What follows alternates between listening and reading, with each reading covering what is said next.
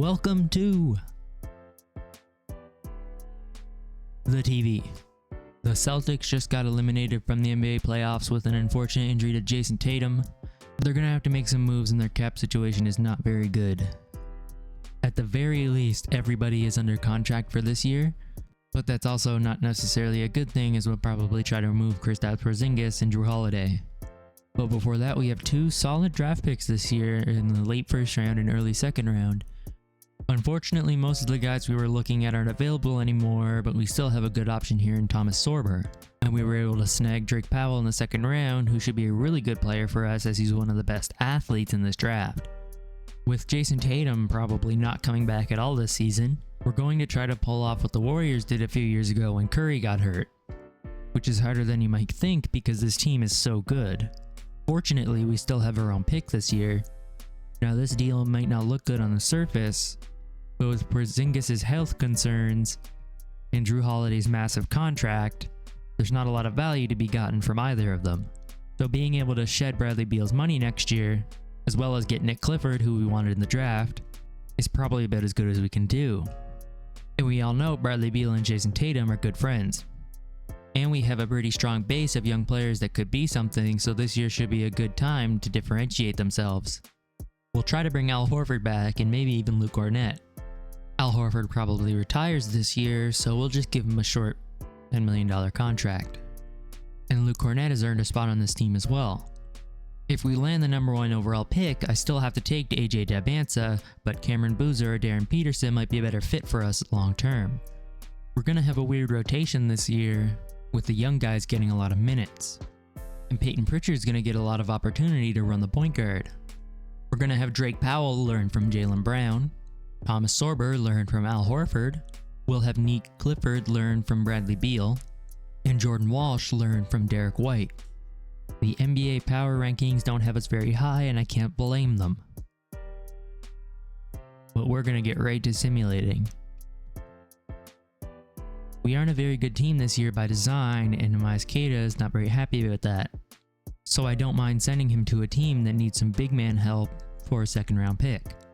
At the trade deadline, everything is going as planned as the mock draft has us at 3. Jaylen Brown is an all-star and is having a pretty good season all things considered. Our starters are all playing pretty well, but we're just not deep enough this year to really compete. We just had a really good stretch, which unfortunately means we have to start actively tanking. No award representation for the Boston Celtics this year, and unfortunately we were able to sneak into the play-in tournament. Hopefully we don't win. The team somehow pulled out a win against the Bulls, but the same couldn't be said against the Brooklyn Nets. Overall, I'm pretty happy with this series, and I think we have some clarity about who's going to be good role players going forward. Nick Clifford especially looks like he's going to be very playable going forward. And the Cleveland Cavaliers pull out a championship win against the San Antonio Spurs. Al Horford does decide to call it quits alongside LeBron James. It looks like we have the 8th best odds for the number 1 overall pick, and you know from last year that anything can happen. And here's where we're projected to go. Let's see what happens.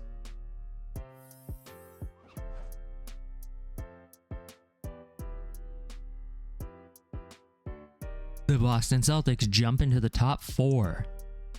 And here's where things get interesting. Which pick will we get?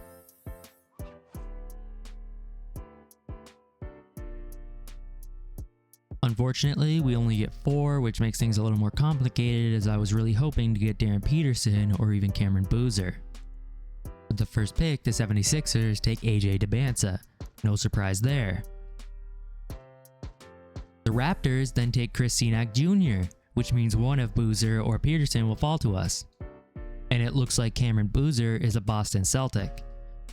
Absolute dream scenario here for the Boston Celtics.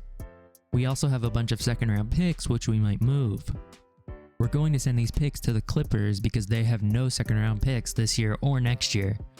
I'm not against bringing Bradley Beal back on a smaller deal, but $57 million is not going to happen.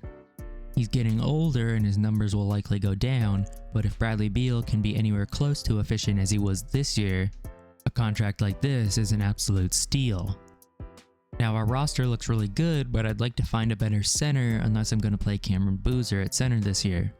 But I'm a little bit hesitant because he's a rookie. It looks like Jason Tatum's injury is going to have a little bit of an effect on his overall, and will likely be playing Cameron Boozer at center, at least for a starting role.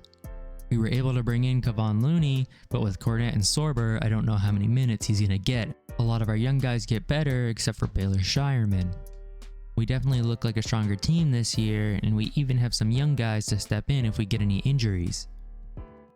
And let's get right to simulating. A rough injury early in the season as Peyton Pritchard broke his leg. I have a hard time believing he'll be back in 6 to 8 weeks. We were struggling to win games without Peyton Pritchard, but a 7-game win streak puts us back on track. Peyton Pritchard is able to come back just before the All-Star break, but we're going to keep him on some lower minutes to start out. And it's nice to have him back as we blow out the 76ers and he has a pretty solid game. At the All-Star break, and Peyton Pritchard is hurt again. But most of our team is playing well, so I'm not too worried. Jason Tatum and Jaylen Brown both make the All-Star team, which is a good sign for Jason Tatum. We're going to extend Jordan Walsh as he's shown some growth and should be a good backup player for the next few years. Bit of a disappointing season for the Boston Celtics, but Cameron Boozer does take home Rookie of the Year. But no Tatum or Jaylen Brown on the All-NBA teams, and we're in the same spot this year in the play-in tournament. And unfortunately lose to the Chicago Bulls in the first round. And not a good game for Jason Tatum. And Anthony Edwards wins Finals MVP after taking out the Toronto Raptors. We do, however, have another lottery pick, and I'd be surprised if this one jumped up. Let's see. No surprises, we land at 12. After a disappointing season, I think we desperately need to upgrade our center position, and Derek White might have to be the sacrificial lamb. He didn't play particularly well and is aging and on a good enough contract that we can trade it for an actually good player.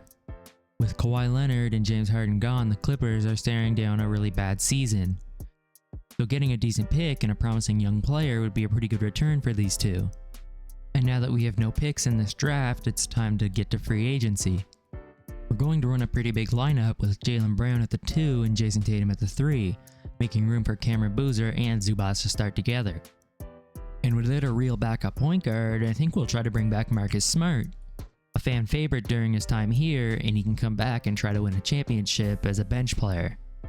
We'll also bring Kelly Olynyk back because why not? And this team looks much more formidable than last year.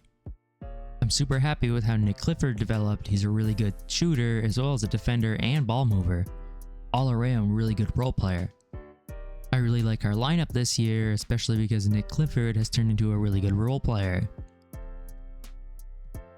Unfortunately, Marcus Smart won't be getting any run unless we have some injuries, such as Nick Clifford getting a lower leg stress fracture this soon into the season. And now Jason Tatum pulled his calf muscle right before the All-Star game, so he's not going to be participating in that. Peyton Pritchard getting a pretty big extension here, and I think he's earned it. Right after getting an extension, Peyton Pritchard breaks his hand. We ended strong, but still a relatively disappointing season. However, Cameron Boozer was able to make the All-NBA team, putting up some pretty great numbers for a player his age. Despite going 44-38, we only get the 7th seed and have to play in the play-in tournament once more. And it turns out Nick Clifford got a concussion right before the playoffs. We were, however, able to put down the Pacers in the play-in tournament. Now to go up against the Cavaliers, whose roster hasn't changed in 3 years. And unfortunately get defeated 4-1. Unfortunately, this team could just never get over the hump after Tatum got injured. Maybe I could have made better trades, or maybe I shouldn't have punted one year to get Cameron Boozer. I do think this team is set up well to go far in the future with Cam Boozer, Nick Clifford, and Thomas Sorber. Or maybe 2K just hates the Celtics. Whatever it was, it prevented us from winning a championship, and it was a relatively disappointing 3 years for a team that had some high aspirations. I'm going to end the video there. Let me know what you would do different to try to get the Celtics back to a championship level roster. Leave a like, subscribe, and what team should I do next?